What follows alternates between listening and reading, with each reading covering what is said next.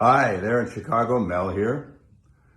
The voice crying out from the wilderness of Malibu to lend that voice for your support and encouragement at your rally today.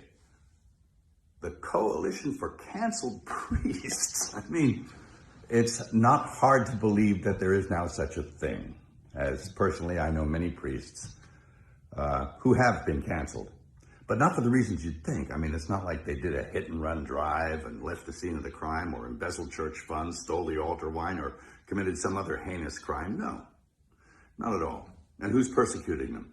Well, their own bishops. How's that? Yep.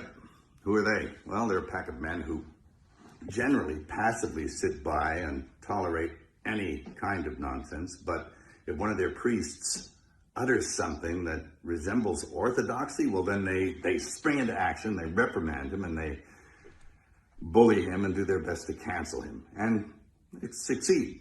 They drum him out of the service, off he goes. I'm really sorry about that. That's a grave injustice, and it's kind of white martyrdom. And it's nothing new. It really isn't. It's nothing new. And it's a symptom. It's a symptom of a very deep sickness that afflicts the church. It did not happen overnight. If anyone's familiar with the missives of Archbishop Vigano, he says that the seeds of erosion of the church were sown with the reforms of Vatican II, and I agree with him. He suggests even that we scrap the whole thing and go back and do it the way it was before. And it was a pastoral council, after all. I mean, there was nothing wrong. It didn't need to be fixed. They were doing pretty well. At any rate, and I've had my own run-in with the bishops. I mean, who are they? Well, I remember when I directed The Passion, I went to the USCCB to get support for the film. And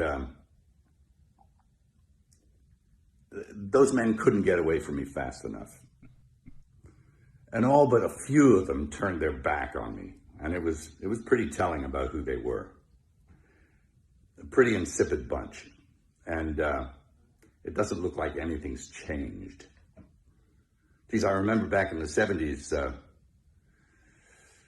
old priests, good priests, who were bullied and persecuted by their bishops. There was a rash of it back then also, and it was because they wanted to maintain what it was that they were ordained to do. They didn't want to go along with the new liturgy and the reforms of Vatican II, and so that they were really heavily leaned on. It was never abrogated, the old Mass, never, and it still hasn't been. You can't. It's protected by quo primum. But they were bullied and badgered and put in insane asylums, and it was pretty sad to watch. And this kind of thing is now happening again. So, and how are we supposed to know the good guys from the bad guys? Well, we were given a standard by which to judge them. By their fruits, you'll know them. By their fruits. Anybody seen any good fruit lately? It's tough. And look, I'm a pretty sinful guy. I mean, I'm as venal as the next guy. But I know the difference between a shepherd and a hireling. And I think that the vast majority of these bishops are just a bunch of hirelings, And my question is, who's hiring them? I don't think it's Jesus. Is it Francis? Who's hiring Francis? Is it Pachamama? I mean, I think you need to look at the whole institution. And, I'll quote Archbishop Vigano again in saying that he believes that there was a parallel counterfeit church set up to eclipse the real one. He's suggesting usurpation or an inside job. It seems that way. Anyway, of course, we know the gates of hell will not prevail against it. The victory is God's, not ours.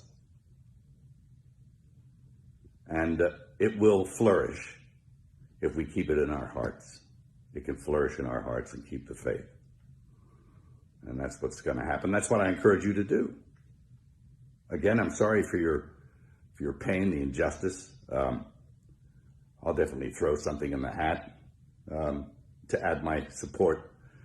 And God keep you and God bless you. Thank you.